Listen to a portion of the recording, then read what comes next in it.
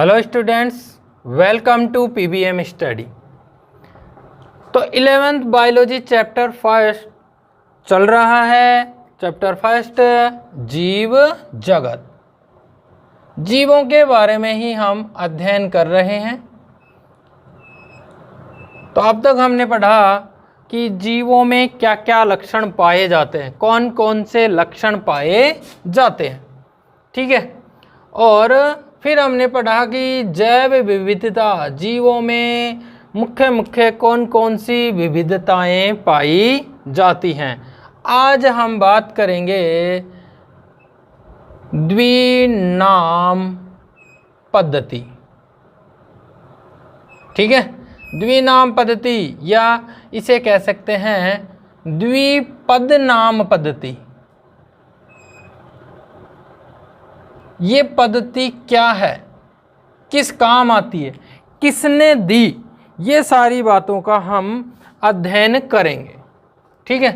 तो द्विनाम पद्धति का मतलब होता है कि किसी भी जीव का दो पदों में नाम, ठीक है, दो पदों में नाम, जिसे हम वैज्ञानिक नाम कहते हैं, साइंटिफिक नेम कहते हैं, वैज्ञानिक नाम कहा जाता है, साइंटिफिक नेम कहेंगे फिर इसको, ठीक है। तो ये वैज्ञानिक नाम जो है ये दो पदों में बनाया जाता है। कितने पदों में बनाया जाता है? दो पदों में। अब ये दो पद कौन कौन से होते हैं? तो एक पद इसमें होता है वंश का और दूसरा पद होता है जाति का। ये नाम क्यों रखा गया? तो नाम रखा गया पहचान के लिए, ताकि जैसे भाई हमारे भी नाम रखे जाते हैं, ठीक है, उसी नाम से हम पहचाने जाते हैं। तो नाम का मतलब है हमारी पहचान। वैसे ही वैज्ञानिक नाम का मतलब है अंतर्राष्ट्रीय पहचान, ठीक है। यानी कि हमारा जो भी नाम है, मान लीजिए कि राम श्याम, जो भी नाम, उससे तो हमें हमारे स्थानीय लोग ही तो जानते हैं, आसपास के लोग जानते हैं कि भाई इसका नाम राम है, ये श्याम है। लेकिन वैज्ञानिक नाम ऐसे नाम हैं जो पूरे वर्ल्ड में एक ही होते हैं, ठीक है। जैसे जितनी भी मनुष्य जाति है, जितने भी मानव जाति है, इन सब का वैज्ञानिक नाम एक ही है, होमो सेपियंस। ये हमारा वैज्ञानिक नाम है। वैसे हमने हमारे नाम अलग अलग रख लिए हैं, लेकिन वो जो वैज्ञानिक नाम है हमारा, वो क्या है? होमो सेपियंस, जो पूरे वर्ल्ड में एक ही है, होमो सेपियंस। ये सारे मनुष्य जाति होमो सेपियंस वैज्ञानिक नाम से जानी जाती है, ठीक है। तो ये जो द्विनाम पद्धति है, ये दी थी कैरोलस लीनियस ने, कैरोलस लीनियस। इन्होंने ये पद्धति दी सबसे पहले, और इन्होंने अपनी पुस्तक स्पीसीज प्लांटेरम, स्पीसीज प्लांटेरम नामक पुस्तक में, या प्लांटेरा भी हो सकता है इनकी पुस्तक का नाम, या प्लांटेरम भी बोल सकते हैं। तो इन्होंने अपनी पुस्तक स्पीसीज प्लांटेरम में इस द्विनाम पद्धति का जिक्र किया, ठीक है। और इन्होंने बताया कि किसी भी जीव का जो नाम है वो दो पदों में रखा जाएगा। कितने पदों में? दो पद उस नाम में होने चाहिए। अब वो दो पद किस किस के होंगे? पहला होगा वंश का, दूसरा होगा जाति का। तो द्विनाम जो पद्धति है, इसके कुछ रूल हैं, कुछ नियम हैं, उस रूल के अकॉर्डिंग ही ये नाम रखे जाते हैं। तो कौन कौन से नियम हैं? नियम नंबर 1 कि ये जो वैज्ञानिक नाम है ये लैटिन भाषा में लिखे जाते हैं। कौन सी भाषा में लिखे जाते हैं? लैटिन भाषा में लिखे जाएंगे, ठीक। दो पद का नाम होगा, यानी नाम में कितने पद होंगे? दो। प्रथम पद यानी पहला जो पद है वो किसका लिखा जाएगा? वंश का। और दूसरा जो पद होगा वो होगा जाति का। तो कितने पद होंगे? 2 पद, पहला वंश, दूसरा जाति। ठीक है। तीसरा कि जब ये नाम छापे जाते हैं, जैसे प्रिंटिंग की जाती, मशीन से लिखे जाते हैं, तब तो इनको तिरछे अक्षरों में लिखना पड़ेगा। तिरछे अक्षरों में इनकी टाइपिंग होनी चाहिए। और अगर हाथ से लिख रहे हैं, लिखते समय क्या करेंगे? दोनों पदों को रेखांकित करेंगे, यानी कि दोनों के नीचे लाइन खींचनी जरूरी है, वंश के नाम के नीचे भी और जाति के नाम के नीचे भी।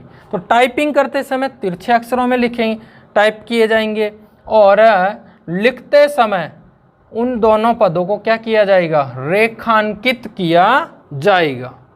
ठीक है। और तो एक बार दोबारा बता देता हूं कि इनका जो कौन सी भाषा में लिखे जाते हैं वैज्ञानिक नाम? लैटिन भाषा में। कितने पद होंगे? 2 पद। प्रथम पद किसका होगा? वंश का। दूसरा पद किसका होगा? जाति का। पहले वंश लिखेंगे, फिर जाति लिखेंगे। अगर प्रिंटिंग की जा रही है, मतलब टाइपिंग की जा रही है, तो इनको तिरछे अक्षरों में लिखा जाएगा। और अगर लिख रहे हैं, पेन हाथ से लिख रहे हैं, तब दोनों पदों को रेखांकित करना जरूरी है। ये वैज्ञानिक नाम लिखने के नियम हैं। अच्छा, एक रूल और बता देता हूं कि जब वंश का नाम लिखते हैं तो पहला जो अक्षर है वो कैपिटल लेटर में होना चाहिए। जैसे ब्रेसिका कम्पेस्ट्रिस। ठीक है, ब्रेसिका कम्पेस्ट्रिस। तो ये तो है वंश का नाम, जिसका पहला अक्षर किस में है? कैपिटल लेटर में। ये है जाति का नाम, जिसका पहला अक्षर किस में है? स्मॉल लेटर में होना चाहिए। और वैसे मैं बता दूं कि ब्रेसिका कम्पेस्ट्रिस, ये लीजिए, ब्रेसिका वंश है और कम्पेस्ट्रिस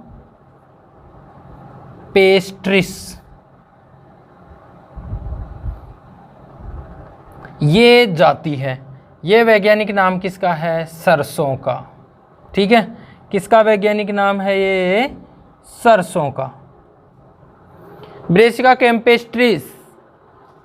तो इसमें हमने देखा कि वंश का इंग्लिश में जब नाम लिखा जाता है तब की बात बता रहे हैं कि वंश का पहला जो लेटर है वो कैपिटल लेटर में होना चाहिए, और जाति का नाम लिखते समय पहला अक्षर स्मॉल लेटर में होना चाहिए। तो एक बार दोबारा सुन लीजिए, ये नाम हमेशा कौन सी भाषा में लिखे जाते हैं? लैटिन भाषा में। पहला पद किसका होगा? वंश का। दूसरा किसका होगा? जाति का। टाइपिंग के समय कैसे अक्षरों में लिखा जाएगा? तिरछे अक्षरों में। और हाथ से लिखते समय दोनों को रेखांकित करेंगे ऐसे।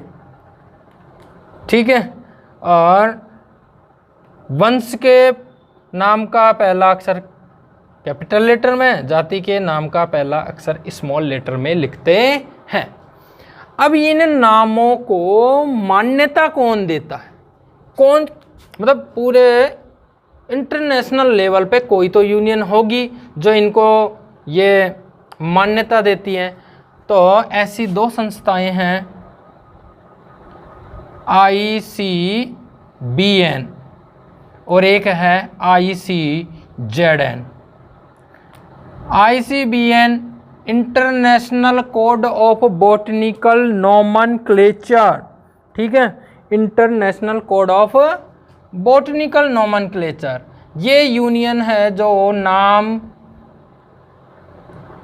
किनका नाम रखती है? पादपों के वैज्ञानिक नाम को अप्रूवल देती है, मान्यता देती है। और ICZN international code of zoological nomenclature, ये किनके नामों को मान्यता देगी? जंतुओं के वैज्ञानिक नामों को अप्रूवल किससे मिलता है? ICZN से मिलता है। ठीक है, तो ये दो संस्थाएं हैं जो वैज्ञानिक नामों को मान्यता देती हैं, उसके बाद ही ये नाम पुस्तकों में, प्रकाशिका में, यानी कि जो भी इससे रिलेटेड है पुस्तकें होती हैं उनमें ये नाम फिर छपते हैं। ठीक है, तो द्विनाम पद्धति में नाम कैसे बनाया जाता है, इसके नियम हमने देखे। अब कुछ एग्जाम्पल देखते हैं हम, कुछ पादपों के और कुछ जंतुओं के वैज्ञानिक नाम देखते हैं। तो सबसे पहले हम हमारी ही बात कर लेते हैं। तो मनुष्य का वैज्ञानिक नाम, ठीक है, क्या होता है मनुष्य का वैज्ञानिक नाम? तो मनुष्य का वैज्ञानिक नाम होता है होमो सेपियंस। इसमें पहला पद जो है ये वंश है, दूसरा जो पद है ये जाति है। तो पूछा जाए कि मनुष्य कौन से वंश में रखा जाता है, तो होमो वंश में रखा जाता है। यानी जंतु जगत के कौन से वंश में आते हैं मनुष्य? होमो में। जाति कौन सी है मनुष्य की? सेपियंस। ठीक है, ये जानकारी हमें किससे मिल गई? इसके वैज्ञानिक नाम से मिल गई। और देखते हैं हम ऐसे ही कुछ नाम, जैसे शेर की बात करते हैं, लॉयन। इसका वैज्ञानिक नाम, इसका वैज्ञानिक नाम क्या होता है? इसका वैज्ञानिक नाम यानी साइंटिफिक नेम है पैंथेरा लियो।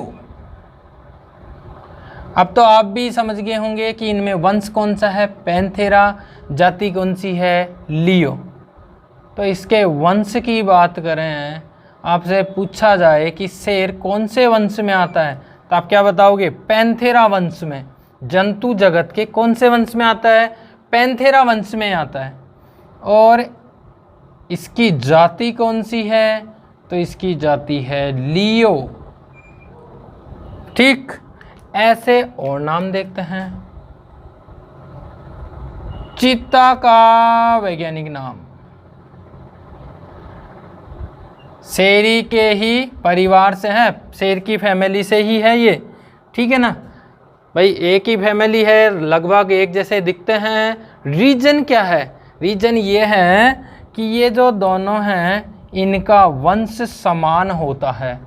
तो इसका साइंटिफिक नेम क्या है? पैंथेरा पार्ड्स। ठीक है, पैंथेरा पार्ड्स, यानी इसका वंश कौन सा है बताओ?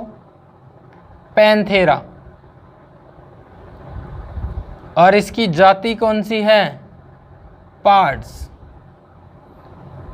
इससे स्पष्ट हो गया कि ये दोनों सेम एक ही वंश के हैं, इसलिए इनमें समानताएं भी हैं।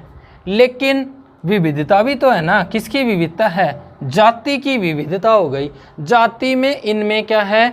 अंतर हो गया। ठीक, अब बात करते हैं हम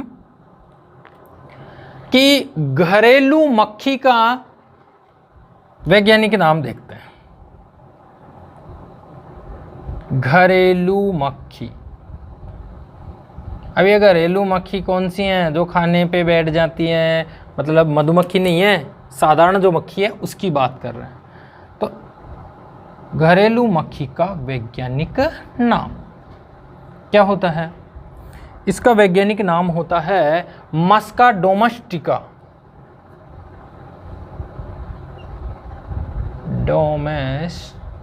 डोमेस्टिका।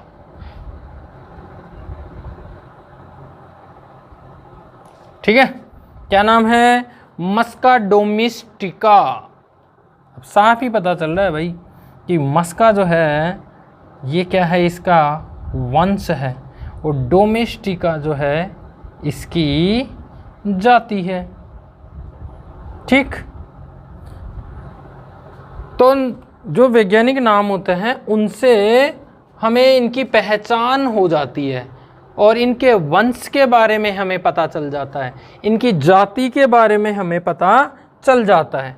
और कुछ एग्जाम्पल्स देखते हैं हम, जैसे ये तो सारे जंतुओं की बात की है हमने, कुछ पादपों की भी बात कर लेते हैं। गेहूं का वैज्ञानिक नाम देखते हैं। ठीक है, तो गेहूं का जो वैज्ञानिक नाम है वो क्या होता है? Triticum aestivum. Triticum aestivum.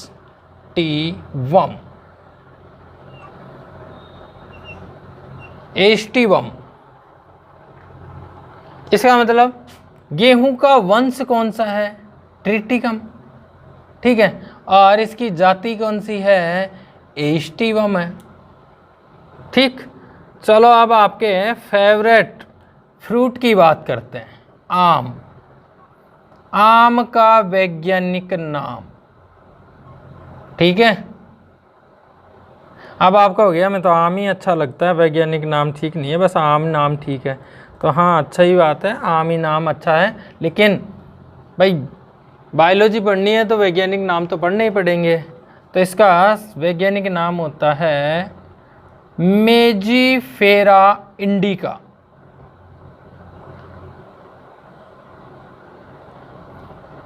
क्या नाम है इसका? मेजिफेरा इंडिका। और ये किसको बता रहा है? आम के वंश को। आम कौन से वंश का है? मेजिफेरा का। जाति कौन सी है भाई इसकी?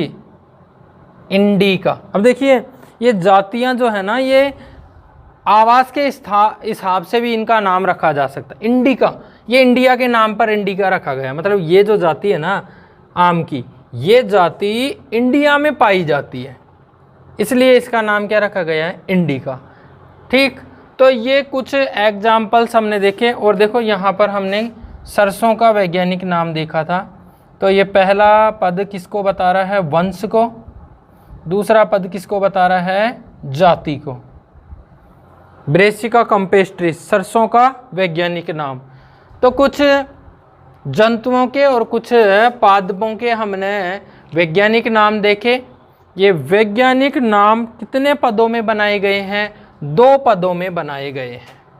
ठीक है, 2 पद कौन कौन से होते हैं? पहला पद तो होता है वंश का, और दूसरा पद कौन सा होता है? जाति का। ठीक है, और सबसे पहले किसे लिखा जाता है? वंश को, फिर लिखा जाता है जाति को, और दोनों के नाम को मिलाकर के बनता है वैज्ञानिक नाम। यानी कि वैज्ञानिक नाम से हम 2 जानकारियां तो बता सकते हैं कि भाई ये इसका वंश ये है और इसकी जाति ये है। ठीक है, तो ये वर्गीकरण में भी काफ़ी सहायता करता है और जीवों को पहचानने में भी इनका जो वैज्ञानिक नाम है वो सहायता करता है। जैसे मान लीजिए कि भाई हम इंडिया में आम बोलते हैं, तो कहीं और कोई देश में कोई दूसरा नाम से इसे बुलाते होंगे या दूसरे नाम से जानते होंगे। स्थानीय नाम है ये तो आम, हमने इसका स्थानीय नाम निकाल रखा है, लेकिन पूरे वर्ल्ड में इसका वैज्ञानिक नाम एक ही है। ठीक है, तो वैसे ही जैसे मैंने बताया कि भाई जो हमारे नाम होते हैं, किसी का राम, श्याम, ऐसे ये स्थानीय नाम है, इससे हम आसपास के लोगों के द्वारा जाने जाते हैं। लेकिन पूरे जो मनुष्य जाति है उसका वैज्ञानिक नाम एक ही है। पूरे संसार में यही नाम से मनुष्य जो है वो जाना जाता है कि भाई मनुष्य कौन से वंश का है? होमो का। जाति क्या है इसकी? सैपियंस है। इस प्रकार से वैज्ञानिक नाम जो है पूरे वर्ल्ड में सेम होते हैं। ऐसा नहीं है सब देशों के अलग अलग, नहीं, वैज्ञानिक नाम इंटरनेशनल नाम होते हैं। ठीक है, तो आज हमने देखा द्विनाम पद्धति या द्विपद नाम पद्धति किसने दी थी? कैरोलस लिनियस ने अपनी पुस्तक स्पीसीज प्लांटेरम में इसको प्रकाशित किया था। और ये बहुत ही मुख्य और मोस्ट है ये पद्धति। एग्जाम की दृष्टि से भी देखें तो इम्पोर्टेंट है। तो आज इतना ही देखेंगे। धन्यवाद।